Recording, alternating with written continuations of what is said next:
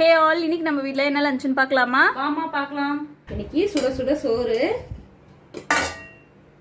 பாருங்க. இன்னைக்கு வந்து நான் குழம்பெல்லாம் வைக்கலப்பா, எனக்கு ரொம்ப பிடிச்ச டிஷ் செஞ்சிருக்கேன். இன்னைக்கு எனக்கு வந்து ரசமும்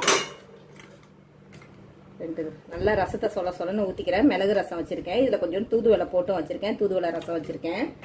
அதுக்கப்புறம் பாருங்க, எனக்கு ரொம்ப பிடிச்சதே ரசமும் இந்த மீன், வறுத்த மீன் வச்சு சாப்பிட ரொம்ப பிடிக்கும். இன்னைக்கு நான் குழம்பு வைக்கலப்பா, அதனால மண்டை பீஸ்லாம் நான் வறுத்துட்டேன்.